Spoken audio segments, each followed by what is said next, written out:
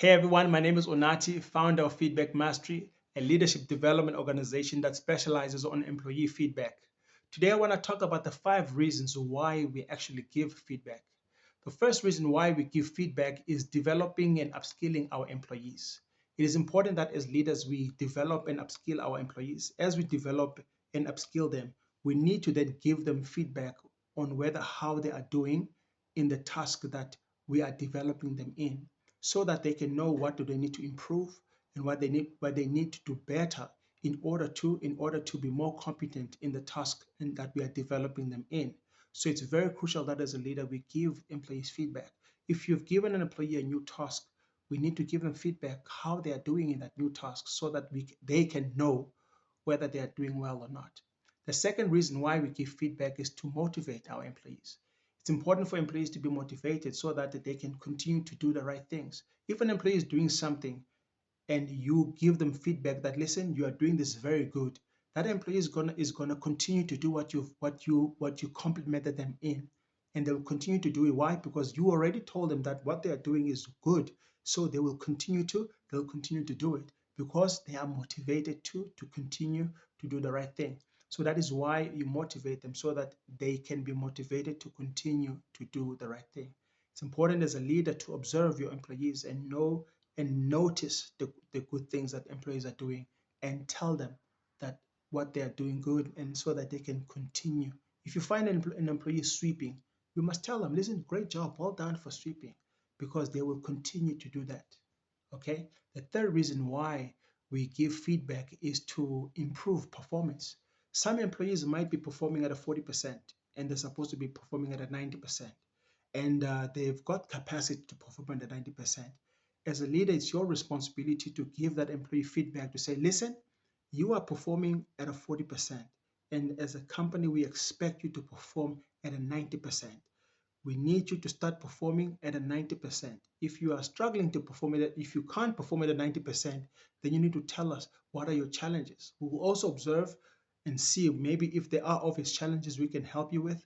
But if the employee is not performing where they should be performing as a leader, it's your responsibility to call that employee in or go see the employee in their area of work and talk to them and say, listen, I have observed that you are performing at a 40% and we need to get you at a 90%. What are your challenges? Why are you not able to get to a 90%? And as a leader, you then have that discussion with the employee and you are able to come up with a plan together in how the employee is going to start performing at a 90% as per expectation. Okay. And the fourth reason why we give employee feedback is for recognition and appreciation. Now, some employees they go the extra mile. Some employees do more than they are asked by the organization, and it's important that those employees are recognized for their hard work and the extra mile that they are going. As leaders in the organization, again, you need to be observing your employees and understand and see which employees are going the extra mile, which employees are consistent, which employees are giving you their best. And as a leader, you need to recognize those employees and appreciate them for working hard and also for doing the best that they can be so that they can be motivated again to continue to do what they have been doing. And the fifth and final reason why we give employees feedback is to improve communication. Now, imagine if you have an employee that goes around for months and months thinking that they are doing great, but where you as a leader, you know for a fact that that employee is a poor performer and they're not doing well.